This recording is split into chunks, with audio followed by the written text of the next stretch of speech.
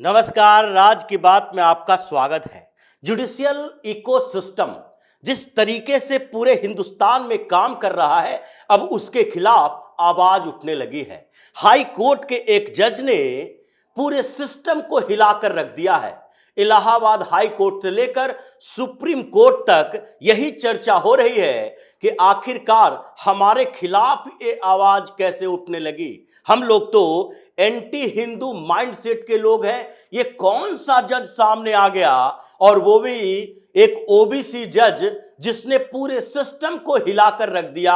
उन्होंने जो बोला उसके लिए माफी मांगने के लिए तैयार नहीं है। हम लोग जो इंस्ट्रक्शन दे रहे हैं उसे मानने के लिए तैयार नहीं है, और यहां तक कि उनको इस बात का भी डर नहीं है कि यही पूरा सिस्टम है जो उन्हें हटा सकता है। उनका जज का पद जा सकता है, लेकिन फिर भी वो टस से मस नहीं हो रहे हैं। और ये जज हैं शेखर कुमार यादव।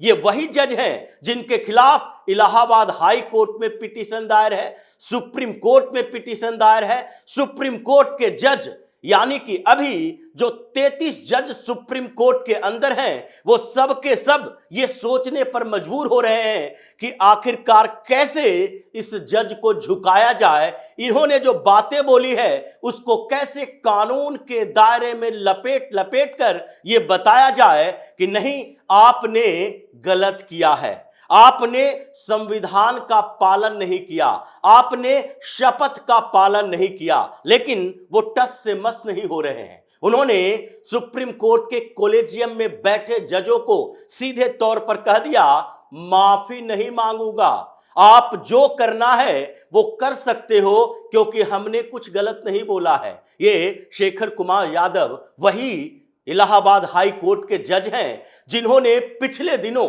यानी दिसंबर में एक बयान जारी किया था, और वो विश्व हिंदू परिषद के एक कार्यक्रम में थे, और वहां पर उन्होंने यूसीसी पर बात की, यूनिफॉर्म सिविल कोड के ऊपर, जिसके ऊपर सुप्रीम कोर्ट भी बार बार टिप्पणियां कर चुकी है कि ये देश में लागू होना चाहिए। कब तक मुस्लिम अपीजमेंट की पॉलिटिक्स करते हुए ये सारे के सारी पार्टियां मुसलमानों को खुश करने के लिए यूसीसी लागू नहीं करेगी, उसी पर वहां चर्चा कर रहे थे। और उन्होंने सीधे तौर पर कहा था कि यूसीसी संवैधानिक अधिकार है और संविधान को किसी धर्म से नहीं चलाया जा सकता। उन्होंने केवल हिंदुओं और मुसलमानों की बात नहीं की, बल्कि सबकी बात की। और उन्होंने यहां तक कहा कि देखिए, हिंदू धर्म और मुस्लिमों के बीच क्या टकराव होता है, क्या स्थितियां उत्पन्न होती है, यूसीसी के विरोध में कौन खड़ा है और क्यों खड़ा है, इसी के ऊपर उन्होंने पूरी चर्चा की थी। और उन्होंने कहा कि हिंदू धर्म के अंदर भी कई कुप्रथाएं रही है। ऐसा नहीं कहा जा सकता कि कुप्रथाएं नहीं रही, लेकिन हम लोगों ने इंटरनली सोचा समझा और उसे खत्म करने की पूरी कोशिश की। सरकार ने कानून बनाए,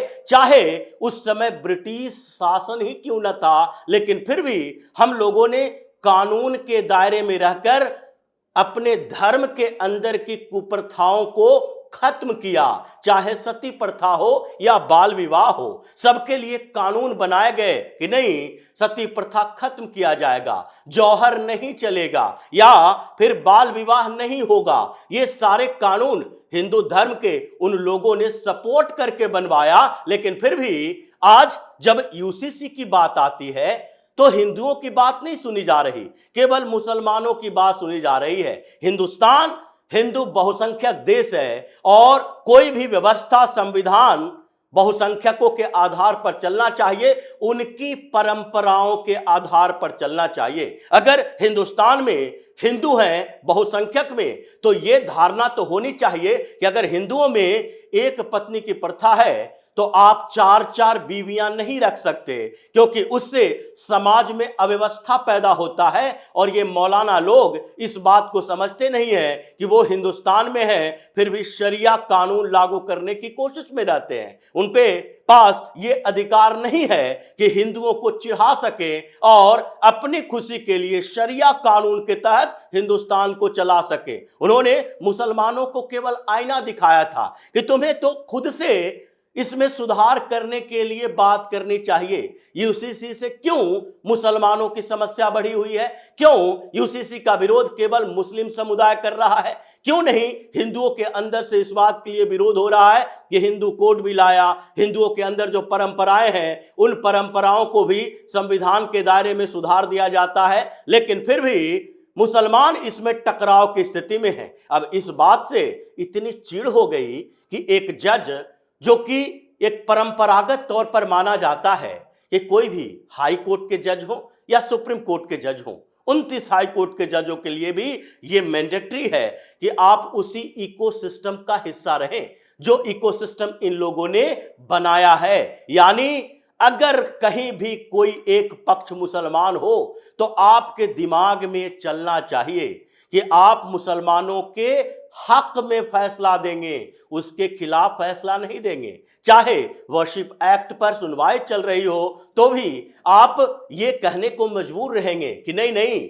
वर्शिप एक्ट जो कि 15 अगस्त 1947 के बाद से किसी भी रिलीजियस स्ट्रक्चर के चेंज के विरोध में है, वो सही है। अगर ये खत्म किया जाता है तो सद्भावना खत्म हो जाएगी, हिंदू मुसलमान में झगड़ा हो जाएगा, दोनों एक दूसरे से जंग करने लगेंगे। ये मानसिकता इन जजों की है और इन्होंने अपने फैसलों में जितने फैसले हुए, चाहे सुप्रीम कोर्ट में हो या हाई कोर्ट में हो, चाहे ज्ञानवापी पर हो या मथुरा विवाद पर हो, चाहे कोई भी आधार हो इनके पास जहां एक पक्ष मुसलमान हो, वो इसके पक्ष में ही फैसला देते हैं। जैसे कावड़ यात्रा के दौरान मुस्लिम पक्ष गया कि देखिए नेम प्लेट की बात हो रही है, हिंदुओं के इस कावड़ यात्रा में जो मुसलमान दुकान लगाते हैं उनको बाहर किया जा रहा है। झट से फैसला आ गया, उसके ऊपर रोक लगा दी गई। ये सुप्रीम कोर्ट से हुआ। उसके बाद ये फैसला आया कि देखिए मुसलमानों को परेशान किया जा रहा है, हर जगह मुसलमानों के खिलाफ अभियान चलाया जा रहा है, बुलडोजर एक्शन हो रहा है, भारतीय जनता पार्टी शासित स्टेट में ज्यादा हो रहा है। झट से सुप्रीम कोर्ट से फैसला आ गया, नहीं ऐसा नहीं होगा, बुलडोजर एक्शन पर रोक लग जाएगा। जबकि तुषार मेहता ने एक डाटा दिया सुप्रीम कोर्ट के अंदर, बताया कि देखिए मध्य प्रदेश की बात ये लोग कर रहे हैं, मध्य प्रदेश में 120 से ज्यादा स्ट्रक्चर तोड़े गए हैं और जिसमें घर दुकान मकान सब कुछ है। इन सारे में अगर देखा जाए तो 80 से ज्यादा जो है वो बहुसंख्यक समुदाय यानी हिंदुओं का है, उसके अलावा जो बचता है इन मुसलमानों का है और उसमें दूसरे लोग भी हो सकते हैं। लेकिन फिर भी ये पहुंच गए कि हमारे खिलाफ ही कार्रवाई हो रही है, बुलडोजर एक्शन हो रहा है। लेकिन सारे तर्कों की धज्जियां उड़ा दी गई, सुप्रीम कोर्ट ने सीधे फैसला दे दिया, नहीं अभी जब तक सुनवाई जारी है कहीं भी बुलडोजर नहीं चलेगा, और एक इंस्ट्रक्शन गाइडलाइन जारी किया। ये सारे फैसले ऐसे हैं, एक दो नहीं कई ऐसे फैसले हैं। तो ये पूरा का पूरा इकोसिस्टम जो है ये उन्हीं के आधार पर चल रहा है। लेकिन शेखर कुमार यादव ने क्या कहा कि नहीं, ये मुसलमानों ने हिंदुस्तान की व्यवस्था को तोड़ने खराब करने की कोशिश की है और ये विश्व हिंदू परिषद के कार्यक्रम में कहा। इसके खिलाफ जब सुप्रीम कोर्ट में मामला पहुंचा तो सुप्रीम कोर्ट के कॉलेजियम के जजों ने पहले तलवार उठा ली और इनसे माफी मांगने के लिए कही और कहा कि इनको इम्पीच करने, इनको हटाने के लिए प्रक्रिया की शुरुआत की जानी चाहिए। और ये लोग संसद में भी पहुंच गए। संसद में जो सो कॉल्ड सेकुलर गैंग है उसने भी संसद में एक मोशन लाने की तैयारी कर ली, नहीं शेखर कुमार यादव को किसी तरह से हटा दिया जाएगा। अब इन लोगों की समस्या क्या थी? समस्या ये थी कि शेखर कुमार कोई मिश्रा नहीं है जिनके खिलाफ बोला जा सकता है। शेखर कुमार यादव है और ओबीसी की बात करने वाली कांग्रेस पार्टी भी इस मसले पर फंसी, लेकिन फिर भी इन लोगों ने कहा यह मुसलमानों का मसला है,